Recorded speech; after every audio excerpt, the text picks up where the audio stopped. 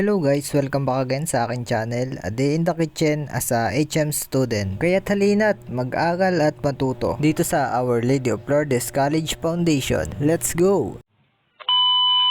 Hello guys, umagang kay ganda na naman nga at ito ang inyong lingkod muling nagbabalik sa kusina ni Madam para handugan kayo ng iba't ibang uri ng pagkain at makabagong lutuin. Natiyak ay kapupulutan nyo ng aral at ikabubusog ng inyong mga tiyan. So ayun na nga at maaga na naman ang inyong lingkod sa school kasi ngayong araw nga ang ganap ng aming final kitchen laboratory para ngayong midterm first sem. Kaya ngayon nga ay madami-dami kaming gagawin o lulutuin. Kaya alam ko nang sobrang pagod na naman ngayong araw. Pero para sa akin ay okay lang naman kasi ilang araw na din akong nakahanda at excited sa time na to, kaya sobrang saya ko pa rin talaga kahit na wala nang laman ang bulsa ng taong ito. So ayan, at ang matapos nga pala naming maasikaso ang lahat ay shoutout muna sa aking mga kaklase na napakagaganda. And ayun, halina't simulan, let's go!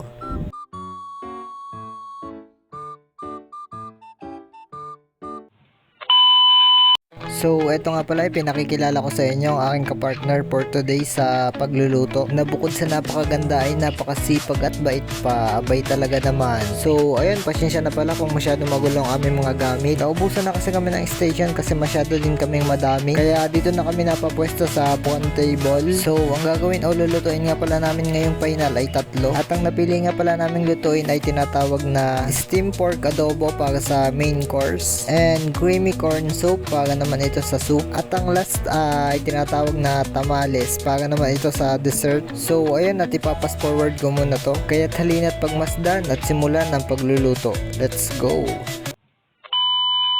So dito nga iniuna na namin gawin at isalang ang pork steam adobo and ilabon ang sweet corn. At habang nag-aayos at nag-iisip nga ako ng pagkakasunod-sunod ng gagawin ay eto, todo assist naman sa akin ang aking magandang partner sa pagluluto para makatapos kami agad kasi limitado lang din ang aming oras sa pagluluto.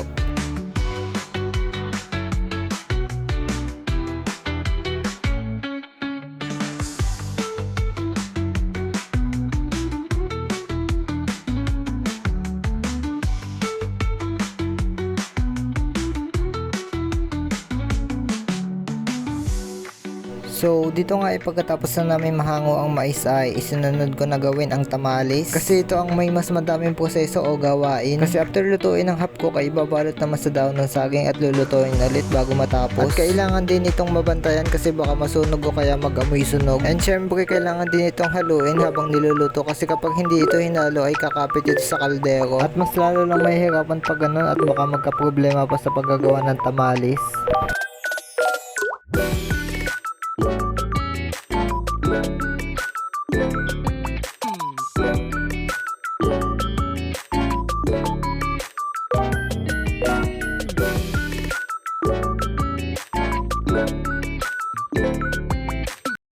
So eto, after nga na mahapkok ang malagkit na kanin ay sunod naman na ibabalot sa dahon ng saging. At ito na nga yung sinasabi ko kanina na medyo madami ang proseso sa paggagawa kasi bukod sa 2 beses itong niluluto ay 2 beses din itong binabalot sa dahon ng saging, at bukod pa dito ginagawa ang sauce nito. And habang ginagawa at binabalot ko nga pala tong tamales ay diretso ko na ring tinuturuan itong si partner para sabay kami makagawa at mabilis matapos kasi medyo madami itong naluto ko. Kaya ito't sinubukan ko naman siya ang magbalot ng gagawin naming tamales.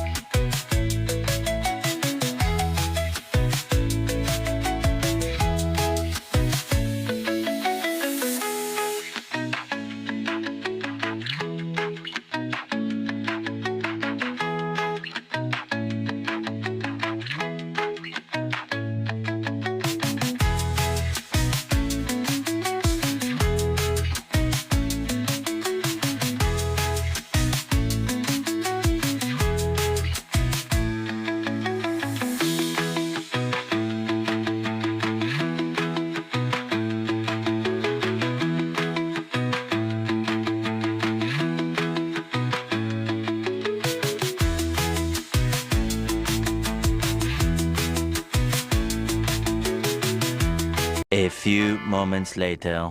So, eto at nang matapos na nga pala namin ibalot lahat ng gagawin naming tamales ay agad na namin inilagay sa steamer para doon na siya kompletong maluto. And habang naghihintay tayo ay ipapakita ko muna sa inyo ang ginagawa ng iba kong mga kasama. Let's go!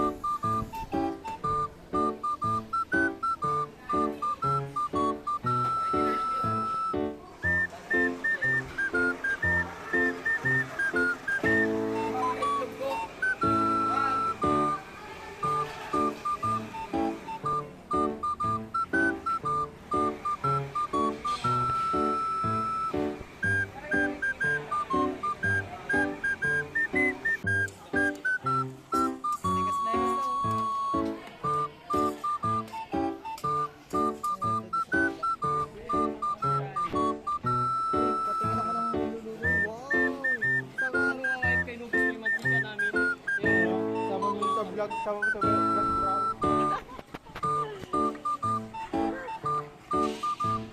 Ba't mo ginaganyan? Sinasana ko yung ano? Before?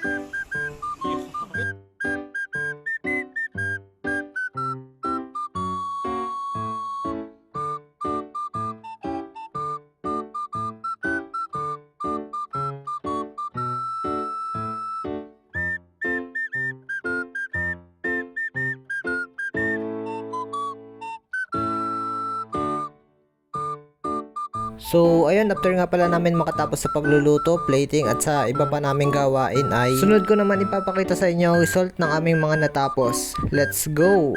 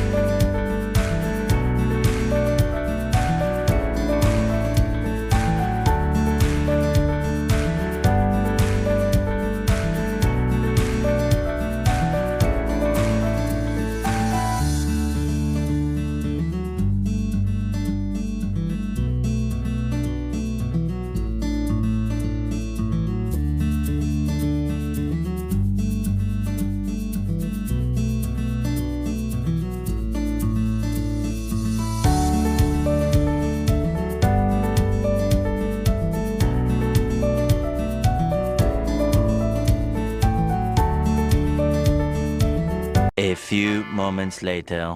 So, ayun, pagkatapos nga pala namin magpa-check ay nagbigay na kami ng aming mga naluto para matikman naman ng bawat isa ang aming mga kanya-kanyang ginawa.